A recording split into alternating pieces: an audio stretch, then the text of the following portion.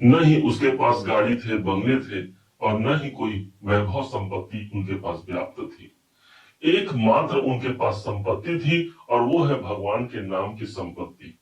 किस्मत एक दिन करवट बदलता है। पत्नी के कहने पर द्वारकाधीश से मिलने जाते हैं, और भगवान श्री कृष्ण उनके मस्तक पर चंदन लगाने के बहाने जैसे चंदन लगाते हैं तो ही सारा दुर्भाग्य सौभाग्य में परिणत करा जाते हैं।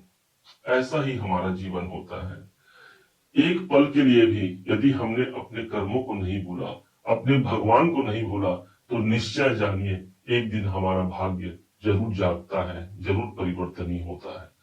और आज वही एक समय प्रारंभ होने जा रहा है। ठीक एक समय आता है 9 जुलाई को। क्या है इसका कारण? क्यों हमने इसे भगवान श्री कृष्ण के आशीर्वाद के स्वरूप में जोड़ा है? क्यों आखिर देव गुरु बृहस्पति और शनि का वरदान हमको मिलने जा रहा है? इन्हीं सभी बारीकियों को समझिएगा। शनि हमारे कर्म है, अर्थात कर्म के अधीन होकर हम भाग्य को बढ़ा सकते हैं। यहाँ पर सुदामा ने वही कर्म किया था, भगवान का मनन किया था, चिंतन किया था, और चल करके उतनी दूरी की यात्रा को संपन्न किया था। तब द्वारकाधीश के द्वारा उनको साम्राज्य की प्राप्ति हुई थी। ठीक इसी प्रकार यहाँ पर हम समझेंगे कि देव गुरु बृहस्पति और शनि के समर्थन से कौन से ऐसे 4 काम हैं जो इस समय पर अर्थात 9 जुलाई से लेकर के 18 अक्टूबर तक सबसे ज्यादा मजबूती से आपको मिलने जा रहा है। शुरुआत से ही शुरू करते हैं। 15 मई का वो डेट था जिस दिन देव गुरु बृहस्पति आपके 10वें भाव को छोड़ करके इनकम के भाव पर इनका प्रवेश हुआ था, जो कि हमारी इच्छाओं की पूर्ति का स्थान है। यही वो स्थान हो गया जहां पर देव गुरु बृहस्पति विराजमान है। लेकिन एक समय आता है 12 जून का समय, जिस दिन सूर्य नारायण के द्वारा इस देव गुरु बृहस्पति के तेज को अस्त कर दिया जाता है। फलस्वरूप देव गुरु बृहस्पति अस्त हो गए। अब पुनः फिर से ये 6 जुलाई को उदित अवस्था पे आ गए, लेकिन इनके बालत्व अवस्था पर होने के कारण 3 दिन का समय यूं ही चला गया, और अंततः वो समय आता है जिस दिन देव गुरु बृहस्पति पूर्ण रूप से उदित होकर के हमारे भाग्य को एक नया सहारा, एक नया समर्थन, और सबसे अधिक विशेषता तो ये हो गई, इच्छाओं की पूर्ति होने जा रही है। क्या होगा, कैसे होगा, शनि के प्रभाव को भी साथ में हम संयुक्त करके द्विगोचर सिद्धांत के अनुसार जो परिणाम मिलने जा रहे हैं उसको बताने जा रहे हैं। सबसे पहला परिणाम इन 4 परिणामों में जो प्राप्त होना है वो होगा हमारे 11वें घर का परिणाम। 11वां घर कोई बड़ी इच्छाएं हमारी अधूरी रह गई है, जो काफी लंबे समय तक उस समय का इंतजार कर रहे हैं जिस समय पर हमारी कामना पूर्ण होना है। तो यहाँ पर देव गुरु बृहस्पति ही उदय हो रहे हैं, अर्थात हमारा भाग्य उदित हो रहा है। कोई कार्य इस समय पर सबसे ज्यादा मजबूती से मिलेंगे, देव गुरु बृहस्पति का यह वरदान साबित होगा। यही नहीं, यही स्थान हमारे लाभ का होता है, हमारे इनकम का होता है। लाभ के योजना हमने बनाया है, लेकिन उस लाभ तक पहुंच नहीं पाए हैं, तो यहाँ ईश्वर की कृपा प्राप्त हो रही है, अर्थात वहां हम अपने लाभ की प्राप्ति ही नहीं बल्कि उस लाभ को एक सही ढंग से अपने जीवन के आने वाले विशेषता को प्राप्त करने के लिए उस धन को लगा करके एक नए आयाम को प्राप्त करने जा रहे हैं, अर्थात एक बड़े लाभ की इच्छा यहाँ पर हमारी पूरी होती है। दूसरा परिणाम, गुरुदेव के पास जो अगली दृष्टि है, जो 5वीं दृष्टि है, अब वो पड़ रही है सीधे हमको 7 नंबर जहां लिखा है, ये तीसरा घर होता है आपकी राशि से, 1 2 3, और यही वो घर है जहां पर शनिदेव उच्च के होते हैं। हालांकि यहाँ पर गुरु की जो दृष्टि पड़ रही है, 5वीं दृष्टि तुला राशि पर, ये देव गुरु बृहस्पति के शत्रु की राशि है, शुक्र की राशि है। परंतु इस बात को मत भूलिएगा कि शनिदेव स्वयं इस समय पर गुरु की राशि मीन राशि पर बैठे हैं। प्रभाव क्या हो गया? एक एग्रीमेंट होता है, एक अनुबंध होता है गुरु और शनि के मध्य।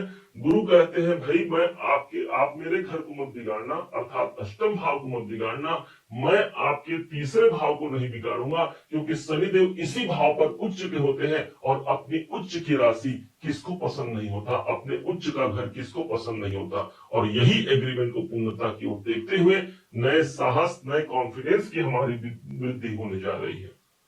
मार्केटिंग में है, सेल्स में है, स्पोर्ट्स में है, या फिर आईटी फील्ड से जुड़े हुए हैं, तो गुरु का ये वरदान 4 महीने तक रहेगा, 18 अक्टूबर तक रहेगा। इस कार्य की की प्राप्ति के लिए, अपने कॉन्फिडेंस की वृद्धि के लिए ये समय एक सबसे ज्यादा अनुकूल समय रहेगा, जहां किसी नए कार्य की शुरुआत के लिए गुरु की यहाँ पर कृपा हमको प्राप्त हो रही है। अब दूसरा प्रभाव हमको मिलने जा रहा है हमारे पंचम भाव पर। ये पंचम भाव ही वो भाव है जो हमारे प्रारब्ध का भाव है।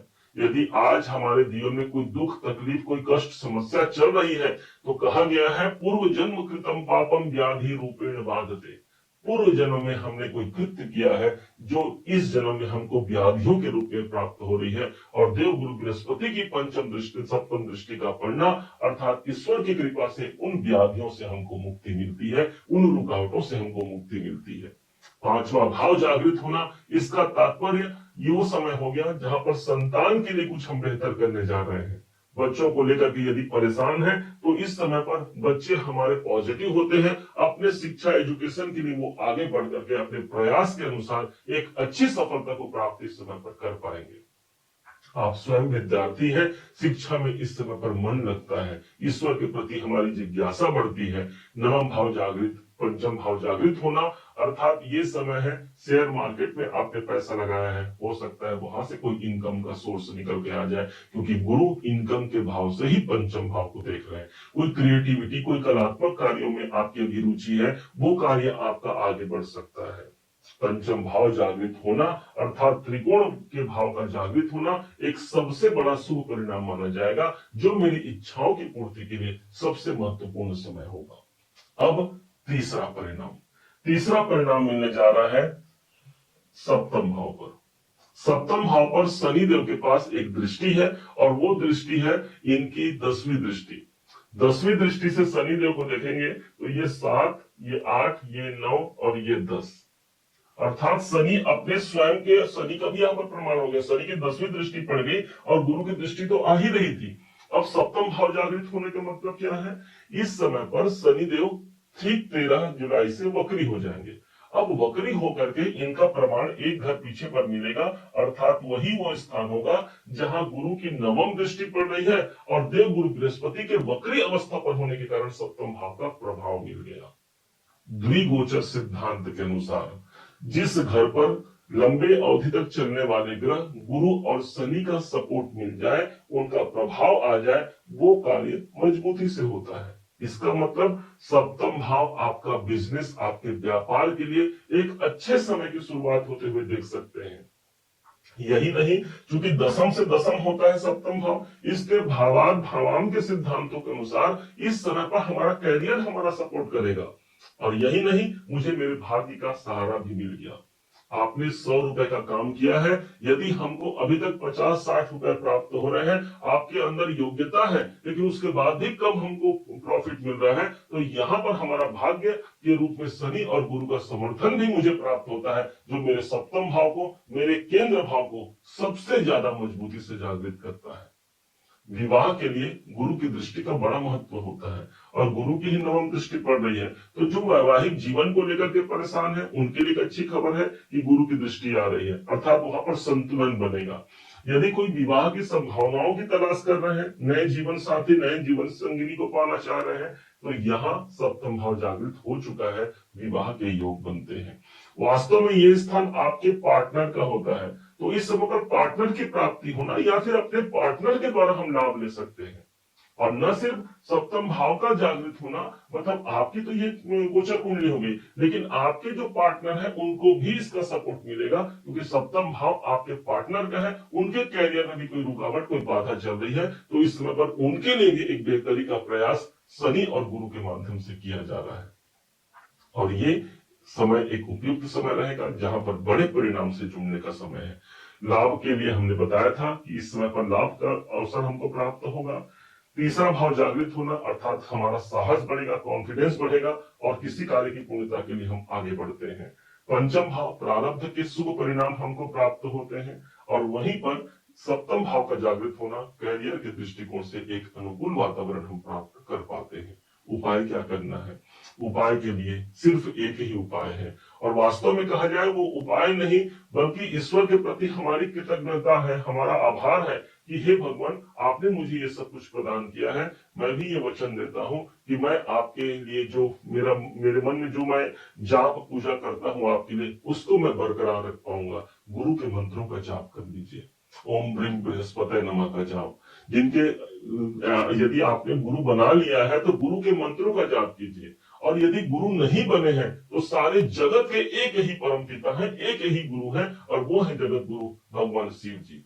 शिव के मंत्रों का जाप कीजिए, नमः शिवाय के मंत्रों का जाप करके जल अर्पण कीजिए शिवलिंग पर। निश्चय मानिए श्रावण का ये मास रहेगा जिस समय पर ये उदित हो रहे होंगे, और ठीक हमारी कामनाओं की पूर्ति के लिए भगवान शिव शंकर जी साक्षात हमको आशीर्वाद प्रदान करेंगे। उम्मीद है आप सबने इसे समझा, आप सबने इसे जाना है। यदि आपने इसे समझा है, जाना है, मेरे समझाने का प्रयास यदि आपको सार्थक लगा हो, मेरे समझाने का तरीका यदि आपको सार्थक लगा हो, तो हर बार की भांति इस बार भी अपना प्यार भरा लाइक और कमेंट करना कभी मत भूलिएगा। और हाँ, यदि अभी तक आपने चैनल को सब्सक्राइब नहीं किया है, सब्सक्राइब जरूर कीजिएगा। पुनः एक बार फिर आप सभी का दिवस बहुत मंगलमय हो, इन्हीं शुभकामनाओं के साथ। जय श्री राम।